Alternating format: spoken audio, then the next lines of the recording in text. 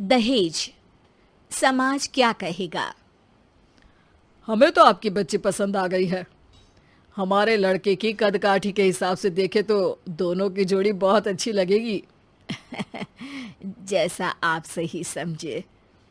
बेटा योगेश, तुम दोनों को अगर टाइम चाहिए तो आपस में अकेले में कुछ बात कर सकते हो। हम बाहर चले जाते हैं। जी पिताजी, जैसा आप कहें।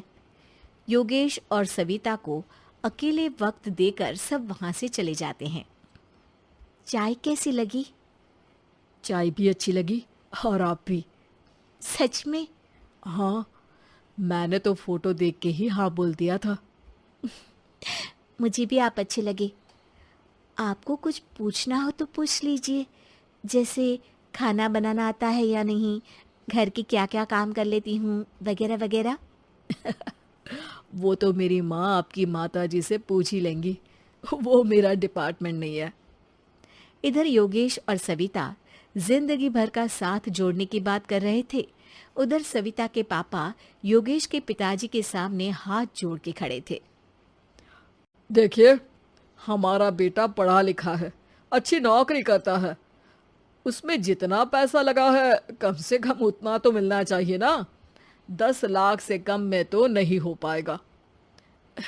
बेटी हमारी बहुत होनहार है और 7 लाख भी तो कम नहीं होते हैं ना जी। अगर आप हमारी बेटी को शादी के बाद काम करने देंगे तो 3 लाख तो 6 महीने में ही कमा लेगी। हमारे घर में ये सब नहीं होता।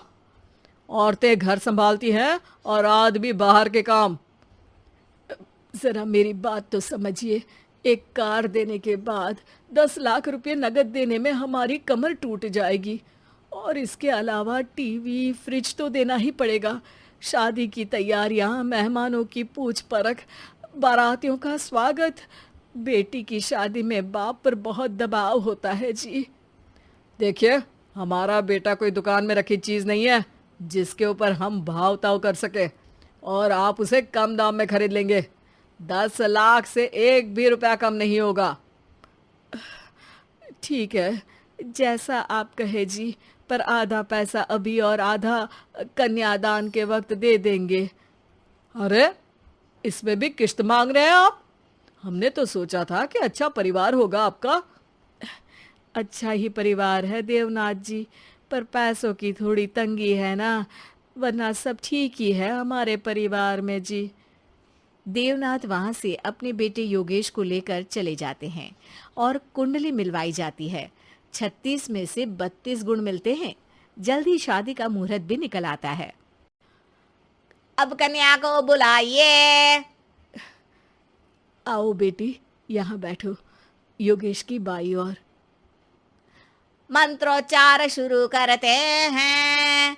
मंगलम भगवान विष्णु मंगलम गरुड़ध्वजा मंगलम। सविता के पापा सविता और योगेश के बीच में जाकर बैठ जाते हैं। बेटी, तेरी माँ को यहाँ बैठना था, पर तेरी विदाई नहीं देखना चाहती होगी शायद, इसीलिए पहले ही चली गई। बाबा, हंसी खुशी का माहौल है, रोने का समय तो विदाई के वक्त होता है ना, तब ये इमोशनल अत्याचार कर लेना। अभी तो मुस्कुराइए, कैमरा आसपास ही है। तभी पीछे योगेश के पिताजी आ जाते हैं। अभी तक पैसे नहीं आए आपके यहाँ से? उठा लूं क्या बेटे को? आते ही होंगे, मैंने अपने छोटे भाई को व्यवस्था करने के लिए कह दिया था। अरे तो जल्दी कराइए ना, वरना देर हो जाएगी। समझ रहे हो ना आप? योगेश और सविता दोनों एक दूसरे की तरफ देखते हैं। सविता चाहती है कि योगेश कुछ बोले, पर योगेश अपना मुंह दूसरी तरफ फेर लेता है। पापा, कितने पैसे की बात की है आपने? अरे बेटी, तुझे इससे क्या मतलब? मेरी डील की है ना, तो मुझे तो पता ही होना चाहिए। कन्यादान की विधि शुरू करेंगे। तभी योगेश के पिता वापस वहां आ जाते हैं। पैसे देते हैं या बेटे को उठवा लूं? मैं आपके हाथ जोड़ता हूँ जी, थोड़ा सा इंतजार कर लीजिए। देवनाथ वहां से चले जाते हैं। तुम अपने पिताजी से कुछ कहते क्यों नहीं? उनके सामने कोई आवाज नहीं उठाता। ऐसा नहीं है, कोई तो उठाएगा ही। तभी वहां सविता के चाचा एक बैग लेकर आते हैं और सविता के पापा को देते हुए कहते हैं। 9 लाख ही हुए। आत्माराम इशारा करके योगेश के पिता को वहां बुलाते हैं। क्या? सिर्फ 9 लाख? बाकी 1 लाख कहाँ है? नहीं हो पाए जी, शादी के बाद कर देंगे। अरे आप बात से पलट रहे हैं। जल्दी से अभी के अभी पूरे पैसे लाइए, वरना बेटे को उठाऊं क्या? देखिए मैं आपके पाँव पड़ता हूँ। रुक जाइए पापा, रिश्ते हाथ पकड़कर जोड़े जाते हैं, पाँव पकड़कर नहीं। बेटी तू चुप रह। नहीं, ये कब से बस कह ही रहे हैं कि उठवा लूं, पर कोई उठ ही नहीं रहा। लो मैं ही उठ जाती हूँ। बेटा अपशगुन हुआ। दहेज लेना सबसे बड़ा अपशगुन है, पाप है, पाखंड है। और योगेश, तुम्हें मैं पसंद हूँ तो कुछ बोलते क्यों नहीं? और तुम्हारे पिताजी, अरे देवनाथ जी, आपके नाम में ही बस देव है, काम तो आपके असुरों जैसे हैं। पर गलती आपकी नहीं, गलती मेरे पिताजी की है, जो आप जैसे लोगों को घर की दहलीज पे चढ़ने देते हैं। लेकिन एक बात साफ है, मैं आपके घर की दहलीज कभी नहीं चढ़ूंगी। अरे बेटा, समाज क्या कहेगा?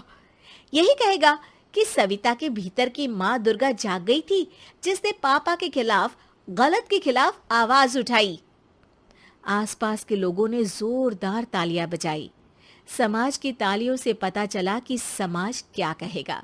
समाज ने सविता की बात को स्वीकार भी किया और उसको अपने सर आंखों पर भी बिठा लिया। सविता के पिता में हिम्मत जागी और उन्होंने कहा, देवनाथ जी, आप कह रहे थे ना बेटे को उठा लूं क्या? उठा लीजिए। हमारी बेटी को आपका लड़का पसंद नहीं है और हमें आप। अगर आपको हमारा वीडियो पसंद आया हो तो कृपया लाइक करें, कमेंट करें, शेयर करें और हमारे चैनल को सब्सक्राइब करें।